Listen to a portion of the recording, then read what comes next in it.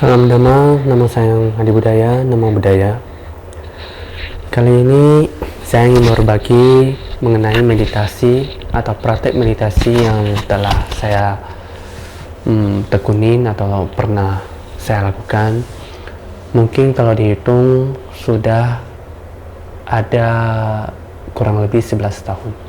Itu praktek yang kulakukan dalam keadaan sadar ya.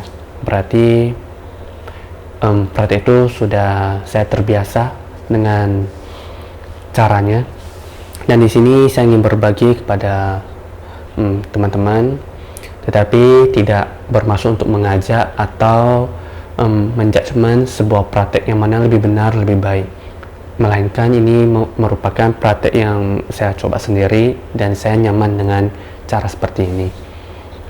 Ya, bahwa kita tahu meditasi itu bukan hanya di dalam Buddhis ya atau ajaran agama Buddha, tapi juga secara kalangan umum sekarang sudah dipopulerkan. Nah, maka dari itu banyak sekali sumber-sumber yang bisa kita cari, dan semoga yang saya berbagi ini bisa jadi sebuah referensi. Dan yang saya perhatikan ini juga bukan semata-mata saya ngarang ya. Mungkin dalam waktu yang panjang ini saya tidak bisa menyampaikan sumber-sumber yang saya dapatkan mengapa saya melakukan demikian, melainkan saya akan secara langsung aja menyampaikan atau berbagi dengan praktek atau teknik yang saya biasakan ya. Ya, yang pertama saya bahas dulu dengan posisi duduk saya. Yang ini biasanya lebih baik tidak duduk di lantai, ya kita carilah sebuah alas. Kebetulan saya punya bantal duduk. Ini kenapa? Supaya kalau kelamaan pegal ya untuk bagian pantat. Lalu untuk duduk kaki ini sebisanya saya mencari ya posisi yang menurut saya paling nyaman untuk saya. Jadi praktik ini saya lebih mencari kenyamanan dalam posisi dulu dan terbiasa. Biasa cukup aja kaki diangkat. Lalu untuk tangan, ya untuk tangan saya tidak ada berpikiran tangan saya harus di mana. Cukup bahu ini merasa relax sehingga secara otomatis tangannya kebuang ke bawah aja. Kemana arahnya ya secara naturalisasi ya, natural aja.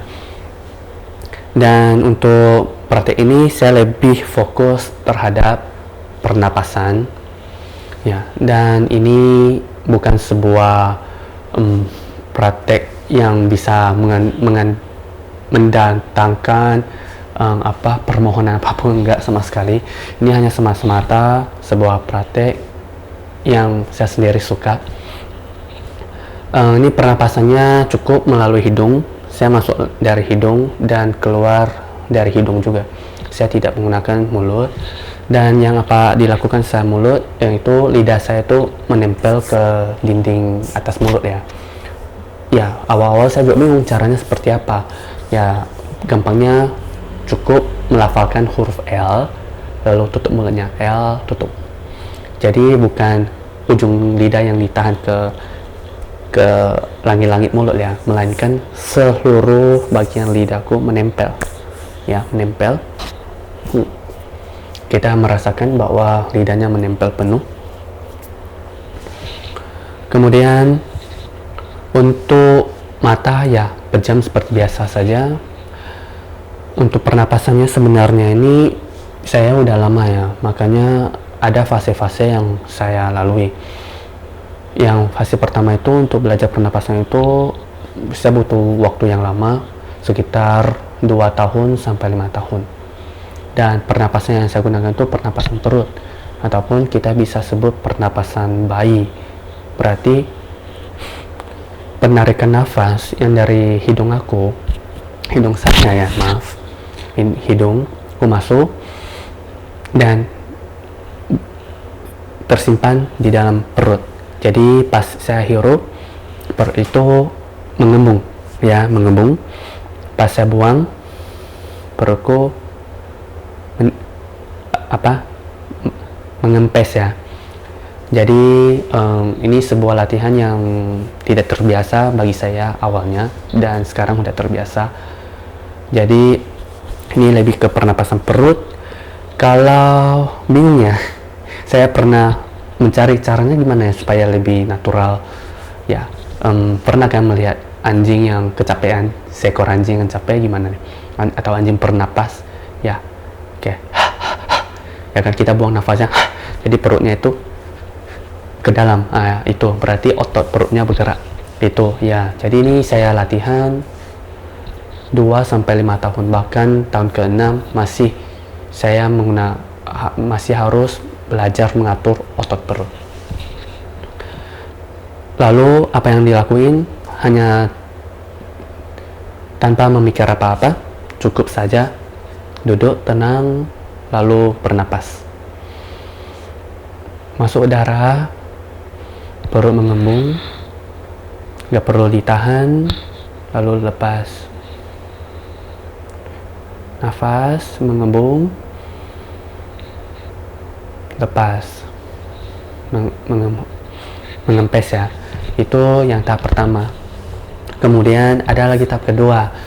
Tahap kedua gimana ya, kita fokus ya pada sebuah objek, tapi objek yang saya maksud itu bukan objek yang berwujud, melainkan hanya sebuah titik fokus. Jadi saya hanya memfokuskan semua titik itu di depan mata. Jadi apa yang saya pikirkan tidak memikir apa-apa ya. Jadi ini sebuah hal yang sulit saya menyampaikan, berbagi, tapi ini sebuah praktek yang bisa dikatakan sangat subjektif atau spiritual ya. Walaupun manfaatnya ya, saya bisa mengatakan tidak ada manfaat ya, tapi mengapa saya lakukan ya, ini merupakan sebuah pelatihan diri.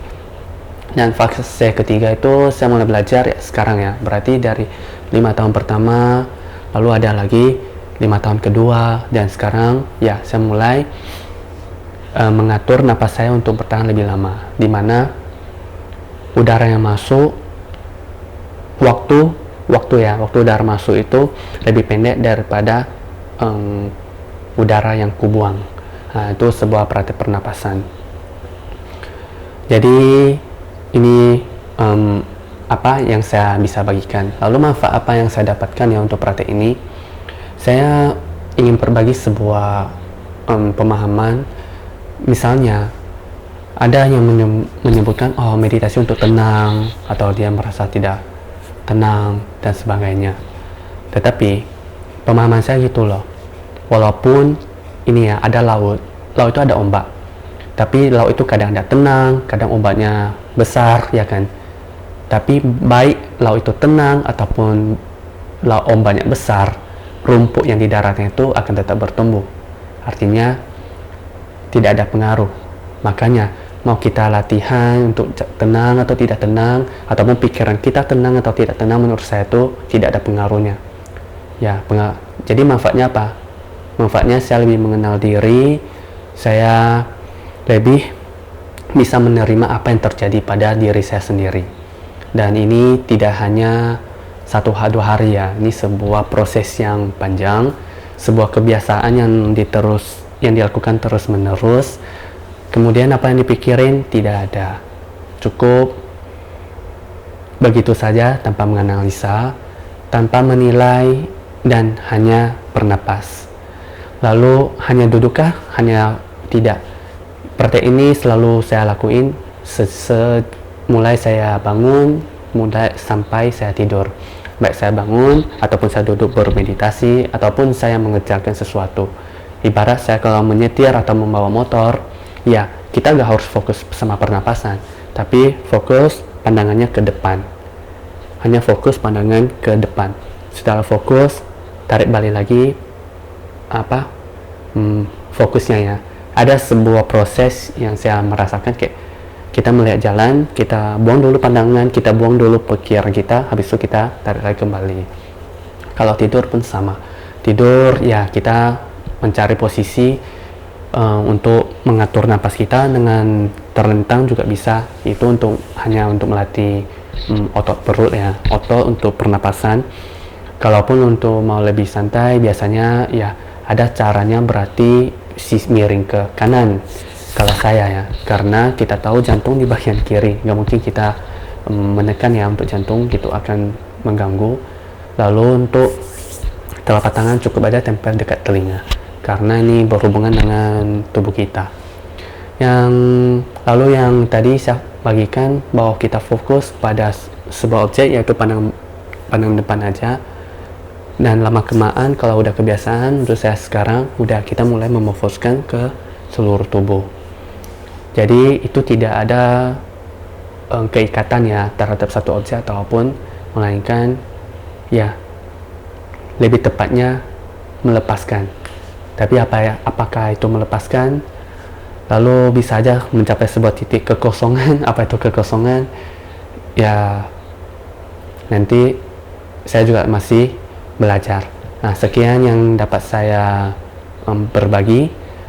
Terima kasih atas perhatiannya. Namo Sang Dhamma, Namo Sang Buddhaya, Namo Buddhaya.